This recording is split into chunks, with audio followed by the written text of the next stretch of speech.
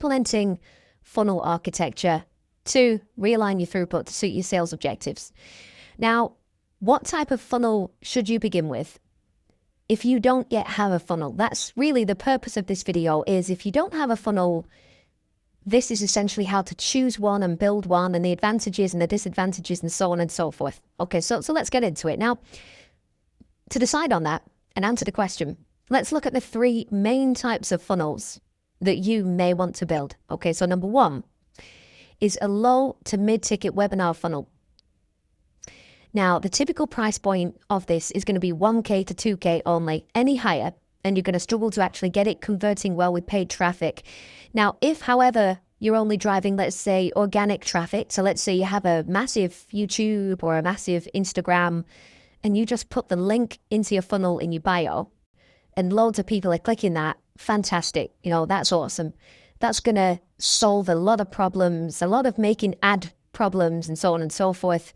And that's just going to run for you like a workhorse, which is going to be awesome, right? So if you're only driving organic traffic, fantastic. Slightly higher or lower price will be fine, but don't go past 3K. Okay, I'd suggest not going past 3K because it's just too high for a typical cold prospect to actually commit to that and give you 3K from just a webinar. Now, in regards to upsells, you can lead this webinar funnel into something like an onboarding call that upsells a high ticket product, or you can just put the standard upsells on your back end, you know, sell them into a mastermind, sell them a software, anything like that. But coming back to what I've just said here, the onboarding call, this is something that's working really well right now. So one of my friends called Gordon is running a 1K webinar straight into an 8K upsell, and that's crushing.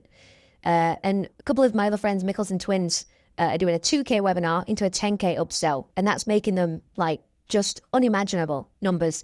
Last I heard, they were doing about $12 million per month with that exact thing. 2K webinar, automated webinar into a 10K upsell, crushing it. Now, the advantages to this are when you get a webinar working, it really does print money day and night on autopilot. I used to run a webinar when I first launched cold traffic ads. And fucking hell, it was a beautiful bloody thing, you know. But my God, did it take work to create that thing. I basically lived inside that webinar for like a year and a half, 2 years. And it was great, maybe a lot of money, but wow, it was hard. So let's talk about the disadvantages. Now, it takes a monumental amount of time to write and produce a webinar, even just one version. And eventually they do burn out. So you must be ready to spend a good 1-2 entire months writing at least 2-3 versions, getting them right, going over the script, probably working with a copywriter as well to really make it perfect. And then when that's done, you've got to prepare for them to burn out in 3, 6, 9 months or so, depending on how much traffic you drive to it. And what I mean by that is, if you're spending $2,000, $3,000, $4,000, $5,000 a day, the webinar's going to burn out faster. And if you're spending $500 a day, it's probably going to last you 6 months, 12 months, maybe longer. You know, I mean, our webinar, I rewrote it a lot of times, but it largely worked. I mean, it was doing over 2x cash per month for like a year and a half before it really started to get non-profitable and we had to move to a cold funnel. So when it works, it works. Also, keep in mind a webinar is driven by ads, oftentimes, if you're running paid traffic. So you're going to need to create some very good ads and refresh the ads along the way. Again, every 3 to 6 months or so. Now, it's a lot of work, but it's worth it when it's done. So again, our webinar made me actually my first million. And when it was working at its peak, honestly, I would wake up every morning to like 5K, 10K or more, made overnight, routinely, profitably with no work. And I remember when I first moved to Dubai, I went to a dinner with some friends and I was getting sales at the dinner from the webinar. And, you know, I was telling the guys about it and they were just like, wow, that is amazing. Because they all ran high ticket cold funnels. So they had sales team managers, big operations. And I was just sat at this Italian restaurant making like $2,000, another $2,000, you know, just automatically. And so when it works, you know, and I know it sounds seductive, but just remember how much upfront work that actually requires, because that took like hundreds and hundreds of hours of work to get to that stage. Now, number 2 is a free plus shipping book funnel. So the price point is usually free, and then the person will just pay for the shipping cost. This is more of an exercise in acquiring leads at break even than it is to actually make money on the front end. The purpose of this is to sell someone a book, a great book. They read it, they love you, and they come and buy from you. And then when they buy from you, there's no cost per acquisition there because you've already paid for the lead. So they're in your world. Now, regarding an upsell, this can lead into a high ticket upsell, or it can prompt readers to book a call, or even go to a specific web page where there's a VSL waiting for them, or perhaps even a series of upsells even. So when someone buys the book, on the next page, you can say, would you like a video of me for an hour covering all the points with you for an extra $500? Then on the next page, you can say, would you like to sit down with Will for an hour? It's usually £1,000, but again, you can get it for X. And then on the next page, you could have, whatever else, just a series of upsells. I've seen that work really well.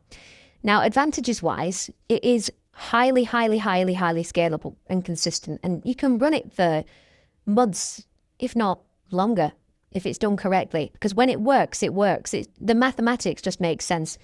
I've seen this work for friends of mine, and I'm actually about to build one of these myself for this very course and my business consulting to drive customer acquisition. And you might even be in here after buying the book. If you are, awesome. There is the proof that it works. Now, the disadvantage is obviously writing a book takes time, experience, effort, editing, production. You can't just throw a shit, excuse my language, book out there and do as well as you can with a truly great book. It can be done, but the worse the book, the worse the clients, and vice versa. The better the book, the better the clients. And again, bear in mind that the purpose of this funnel is to add massive value via a great book and then create warm to hot prospects who come to you ready to buy after reading the book and loving it. It's not a front-end profit endeavor. Now, thirdly, high-ticket call funnel. So price point is usually going to be around 3 to 10K. But as this is a phone call that's taking place, you can even sell a product for as high as 25K or higher. Though, this will almost certainly stretch the sales cycle out. So our sales cycle at the moment is usually someone gets on a call and they buy. 2 calls maximum, generally. And our price at the moment is $7,000. Now, we are raising the price to 8 from March, but we expect the same. 1-2 call close. If, however, the price was like 15K, I'd probably expect different and expect like 2 to 3 call closes. Now, in regards to an upsell, this can be, so this funnel can support up and down sales on the back end, right? So, for example, 2 weeks after someone buys our front end, we pitch them the mastermind, and then 2 weeks after that, we pitch them the software, okay? So you can get people in and then just upsell them other extra value on the back end. It's very simple, just using email, right? Now, the advantages to this type of funnel is it's just extremely easy to get working. It's so easy because the maths are just in your favor. In regards to ad costs, close rate, order value, it just makes sense. If you've got good ads, then you're going to be getting booked calls for like $50 to $100. If you're getting, let's say, $100 calls, that's $1,000 for 10 calls. Let's say 5 people show up. If you're good on the phone, you're going to close 1. So it's going to cost you $1,000 to make 5 or 6 or 7. Job done. You're profitable. Scale it. Amazing. You're printing money. It's just so easy. The disadvantage is, though, at a certain level of high scale, you are eventually going to need to really dial in your back end. Now, for a long time, we didn't even have a back end. We just sold front end course, one thing, that's it, nothing else. And, we are experiencing this now. So we spend roughly $4,000 a day on ads as of me making this video. And we do about 2.5 cash per month. So if we put 100K in on ads, we'll make like 250K cash back. So 2.5x. Now, this is great. It's comfortable. But if we wanted to scale this further to, let's say, $1 million a month and double up, we would really need to sort out our back end, dial it in, make sure that the steps are all working as best as they can, get the mastermind all working as best as they can, get the mastermind right, get the software right, blah, blah, blah. Dial in the recurring revenue to get it solid, which is what we're actually currently doing right now. So there you go. So there you go. So if you don't yet have a funnel, consider one of those 3 types and start building. Or if you are currently operating one of them, so for example, I used to do the webinar, I was struggling to maintain profitability at scale, so I moved to a high ticket cold funnel. You might want to do the same and make that change so that you can carry on growing. Now, next, what I want to talk to you about is adjusting funnel architecture to realign your throughput to suit your sales objectives. So to begin with, what is throughput? Well, you might want less volume, okay, but higher quality. If it's only you who's taking calls and therefore you have limited calendar space and you're a bit more caring about client quality over volume, okay? So let's say it's just you on calls, you've got limited calendar space, you can only take 4 or 5 a day because you've got content to make, you've got support to do, you've got coaching to do, blah, blah, blah. You're only going to want to speak to like the best prospects possible because you don't have time to waste, right? Or on the other hand, you might want more volume, but slightly lower quality. If, for example, you want to give lower quality practice calls to a new rep who you're ramping, for example, or your offer is so damn good, so goddamn good, so goddamn strong that you can close lower quality leads at a high enough rate, i.e. emotional buyers, and a low to mid ticket price. So for example, 995 to 1995 sold over the phone en masse. Okay, and that's a little bit more what we do. We know that we can let some lower quality people, not low quality, but lower quality people through. And we can accommodate them, we can get them closed, and it's profitable to do so. Okay, but how do you actually fiddle with this? How do you adjust this based on what you want? Maybe you've got one type right now and you want to go to the other type. How do you do it? One word, friction. In fact, no, 2 words, funnel friction, right? So here's an example of a high friction funnel to create highly qualified sales calls. So an ad followed by a VSL, followed by a survey, a standalone survey. So for example, jot form, then followed by a calendar, then followed by a setter call, and then the setter will rebook them and then they speak to a closer. Now that's a long funnel and the prospect has to jump through 6 goddamn hoops before they even speak to a sales rep. So naturally, if they make it that far and they actually do end up speaking to a rep, depending on your ticket price and the talent of your reps and the strength of your offer and your guarantee, they are highly likely to buy. They're much, much, much more likely to buy than if you removed, let's say, the setter call and even the survey, for example, right? So you're speaking to very high quality, highly vetted people. Now, you would only want to do this if you do not want tons of call volume, or if you only have 1 or 2 reps or something similar to that, okay? Because this much friction will mean higher ad costs, much, much, much higher ad costs. Remember, more friction will throttle your throughput, meaning that each step costs you more money in ads as prospects slowly drop out with each step. So again, the advantage to the above is that you'll close at a higher rate and you're speaking to more qualified people. It is all a balancing act, which is why you must be clear on what you actually want here. Do you want higher volume, lower quality prospects, or do you want lower volume, higher quality prospects? And again, that decision is based on your ticket price, how many reps you have, or whether it's you taking calls, and so on and so forth. Now, here's an example of a low friction funnel to create lower, lesser qualified sales calls. Not low quality, but lesser qualified sales calls. So add VSL, calendar with a short inbuilt survey in there with it. So for example, 10 or less questions. And we use Calendly to do that. And then they go straight to a closer call. And you basically just vet the survey in between there. Now, this is what we've used to get the $10 million in revenue. No huge long survey with 25 questions leading to lots of prospects dropping off. No surveying them before sending them to a calendar, leading to, again, lots of prospects dropping off. And also no setter vetting call before they actually get to a closer, which, again, leads to a lot of prospects dropping off. It's nice, it's simple, it's clean, it's high call volume. Again, slightly lower quality due to not being as thoroughly vetted, but we know statistically that this is highly profitable and that we can simply cancel more quality applications in between them booking and getting on a call with a closer. So again, what we do is we know what surveys to let through and which surveys to cancel, and we catch them here.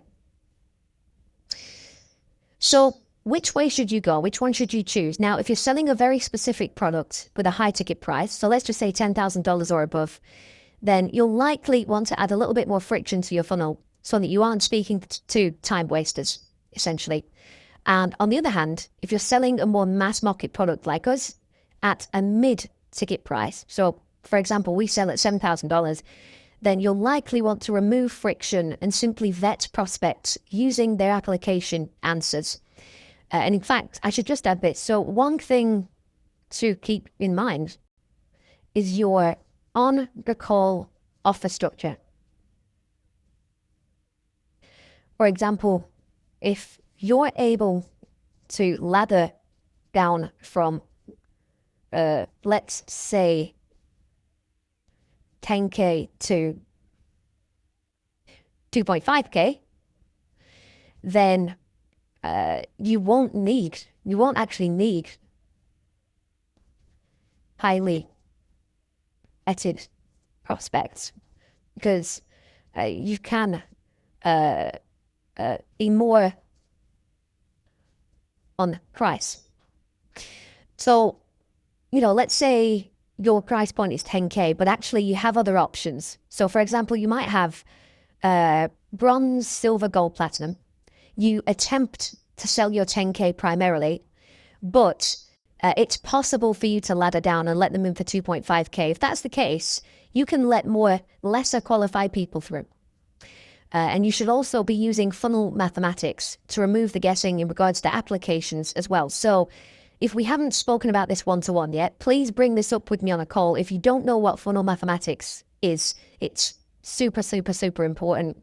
It's going to make you a lot more money, and it's going to save you a lot of time and putting people on calls with your closers as well. Now, it's all well and good me walking you through all the different funnel structures and, kind of giving you the theory, but I kind of want to do a bit of a practical exercise here and actually show you exactly what we do, how we do it, how it all works within our funnel, our sales process. And when I say our funnel, I'm talking about the e-learning company that I own, WB Trading, a trading education company. Okay. Now, as you can see here, this is our exact process. And I'm going to walk you through this step by step. Just before we do, I actually built this back when we only had 4 sales reps. We've now got 8. And we used to have 2 setters. We've now only got 1. Okay, but the rest is the same. We've still got 1 success manager and 2 coaches. Okay, so at the moment in our business, the sales funnel is 1 setter. I can actually get rid of that. 8 sales reps. So I'll actually just replicate this. 8 sales reps, 1 success manager, and 2 customer support. So let me walk you through this. So the very first thing that happens in our funnel is people see one of 2 things. So 95% of the time it's going to be an ad.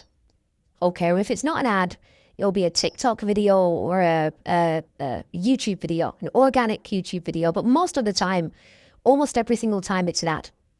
Okay, so TikTok and or YouTube ads to generate interest. So step number 1 is an ad. From there, if they click the ad, they land on the landing page. Okay, the opt-in page, which makes them a promise, makes them an offer, and basically says, give me your information, give me your name, your email, your phone number, and you can go and watch a free training and get access to the knowledge that you need, right? Now, whether they opt in or not, in fact, I'll keep this simple. I'll keep this simple. So when they opt in, okay, and they give us their phone number, a setter is going to call them and email and SMS them as well. Okay, so if you land there and you give your phone number, you're going to hear from our setter. Okay, and if you haven't booked a call, the setter is essentially going to ask you whether you want to book a call, have a conversation with you, decide whether you're a fit to work with us, and if you are, prompt you to book in. Okay, so from the landing page, when you've given your information, you land on the VSL, the value video. Okay, and this video, it's a short 14-minute video, and it just talks about who we are, what we do, how we can help, who we've helped in the past, how long we've been in business, what we've done, why you should listen to us, blah, blah, blah. And then it sends you to book a call.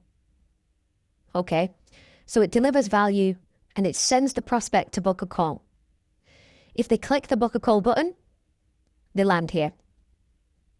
So they land on the book a call page and, well, they either book a call or they don't and they leave the page. Right, and if they leave the page, what happens? They hear from a setter. Okay, now let's say that they do book a call. Then they're over here. Okay, so they're going to have a call with a rep. Now, our show rate at the moment is about 55%. So every 10 people that book a call, we speak to about 5 or 6 of them. And the other 4 go down here, which we'll cover in a sec. But let's just say that they speak with a rep and they buy.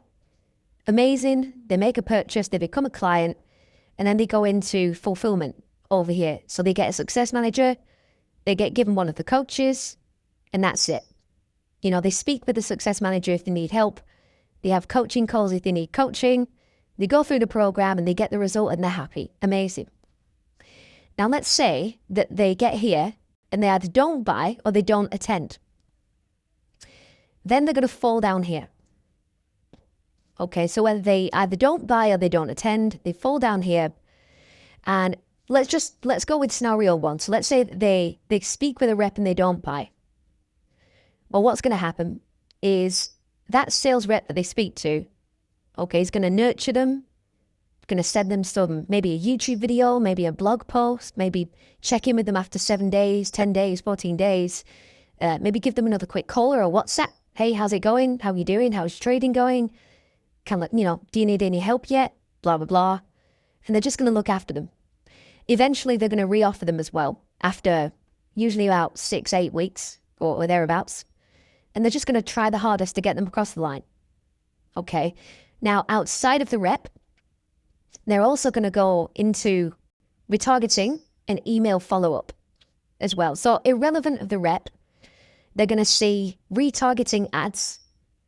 Okay. And what retargeting ads are, they're just much more specific ads and they're targeted at people that have actually come into the funnel. You should all know what retargeting ads are, but if you don't, just ask me and I'll explain on one of our calls together. But they're pretty basic. They're just like much more direct ads. That, it might say, hey, look, I saw that you watched our value video, but you didn't book a call. Blah, blah, blah. Click this ad and go and book a call. All right, that would be a retargeting ad for the VSL. Or, hey, look, I noticed that you checked out our offer, what we do, but you haven't seen our value video yet. Click this ad and go and watch the video.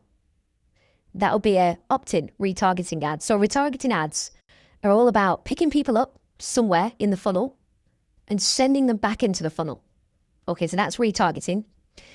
And email is just email follow-up.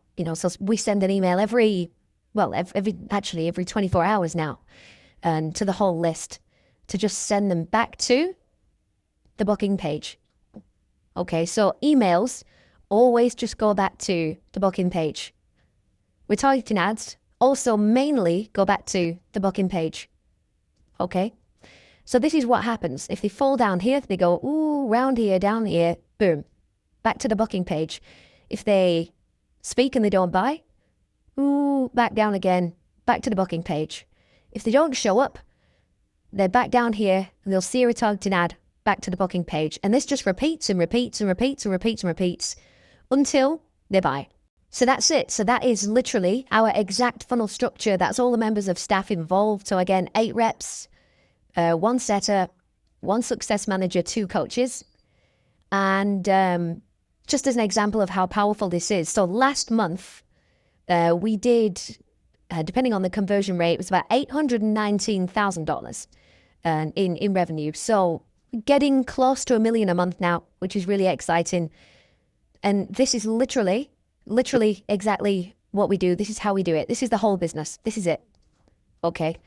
So if you are someone who's making 50K, 100K a month, something like that, and you want to get to where we are at, this is one great way to do it. You know, there's other ways to do it, like we've discussed in the earlier video all about funnel structure. You know, you might do a book funnel and then put them in here, you know. You might do a webinar funnel and then put them in here. You might do a webinar funnel and then get a setter to dial the people that don't buy and put them in here, you know. Or you could just do this. You could run ads. Or let me say this as well. I'll actually change this. So ads, organic, save it. So you might not even have ads, you know. But some of my clients don't even run ads. They just do YouTube videos. Okay. So, you know, you don't even need to do ads here. You could just do TikTok videos, YouTube videos, Facebook posts, and then send people from those into your landing page.